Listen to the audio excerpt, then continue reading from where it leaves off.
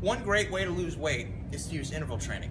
Interval training is when you take any exercise and you change up the pace. You alternate from quick pace to a slower pace, or medium pace to a slower pace. Any sort of change in pace, alternating, is going to, create your interval training.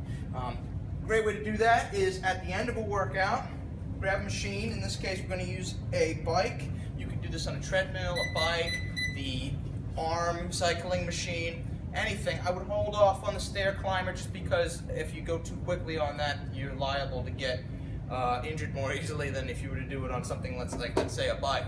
But anyways, for our purposes, I'm going to do this with a bike. A lot of time you see people do cardio and they're doing it for an extended period of time. They're not really, picking up the pace. It's slow. They can still, carry on easy conversation. What we want to do is get ourselves winded, not dying, not, going too crazy, but to the point where we would have difficulty carrying on a conversation. So I'm going to demonstrate that for you. First things first, I get on the bike, set it at a comfortable height for myself, put my feet in the holds at the bottom, and I can select start on the options.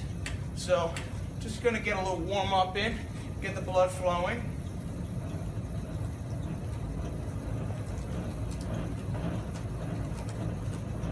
Hold that going for a little while.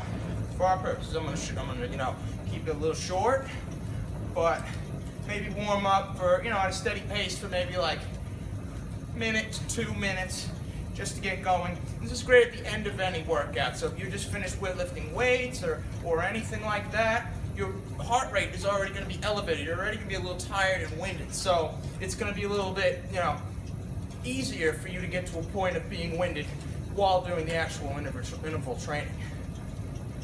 So, all right, coming through to about a minute here, and I am going to increase the level just a bit, make it a little more challenging for myself, and go. So I'm going around at a moderate pace for now. It's been over a minute.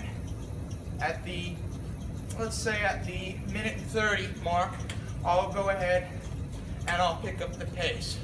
So I've stayed steady, steady, steady. I'm going to do a minute on fast, a minute slow, a minute fast, a minute slow, and I'm just going to alternate. So, all right, here we go, and go. I'm picking up the pace. I'm not going too crazy. I'm not trying to break the machine or anything, but I'm just picking up the pace. What's great about these things is they generally have little monitors. I wouldn't be doing that on the treadmill, but you can check your heart rate. So I'm trying to get in somewhere around 65 to 75% of my maximum heart rate, which I'll show you at the end of this video and in this description how to calculate your maximum heart rate. All right. About 30 seconds. Having a little bit of trouble talking, but not too much right now.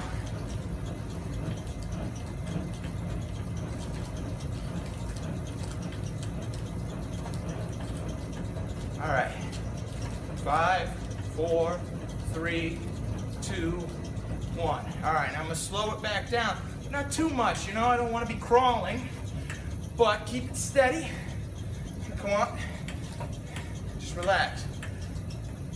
Give it another, in our case, I usually do a minute, but in our case, just to keep the video a little shorter, I'll go for 30 seconds, and I'll go back in another minute.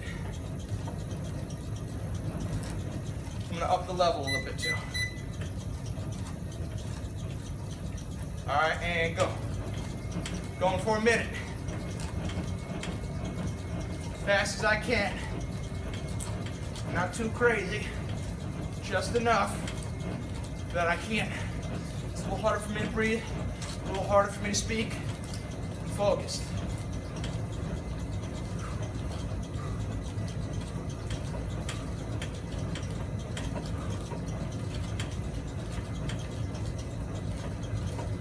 "30 seconds in, counting down,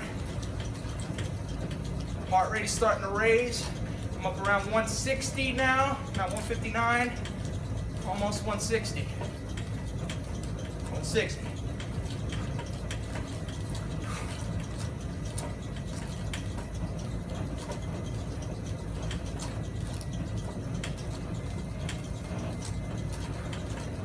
And slow it back down.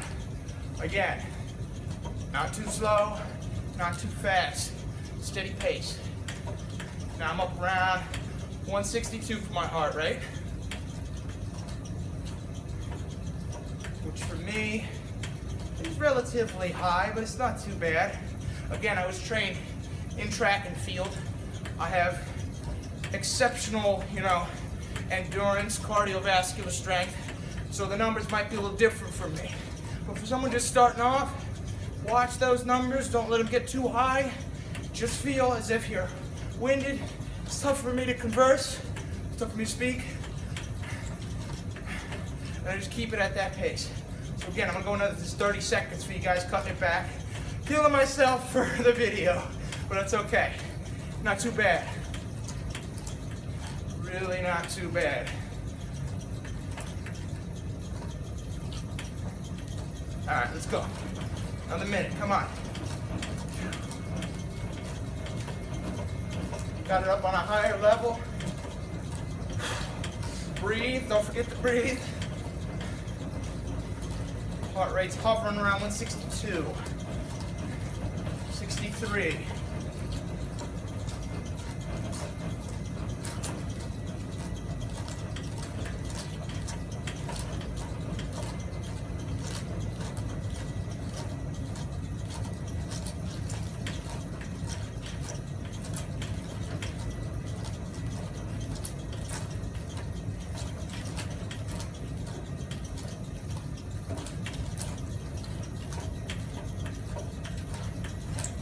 Ten, 9, 8, 7, 6, 5, 4, 3, 2, 1, and slowing it back down.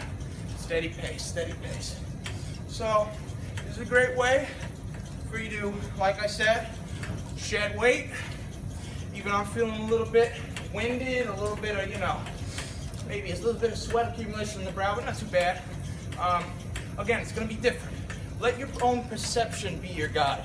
What I mean by that is, if you feel more winded, you're not at 65 to 75% of your heart rate, of your maximum heart rate, well, you're still doing a good job.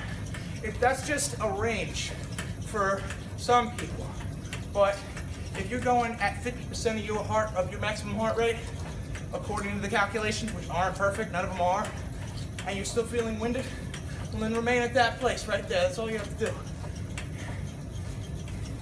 All we're doing is pushing ourselves to our own limits. Pushing ourselves and competing against ourselves. That's it. We're not competing against anyone else in the gym. Yoga master once taught me that. So, anyways, and I've cut back a little bit. My heart rate's still up, it's around 160. This is great. At the end, I just did a little workout with the weights. Now I was already winded just a tiny bit, not too much, but I went into this a little tired, and now I'm starting to burn.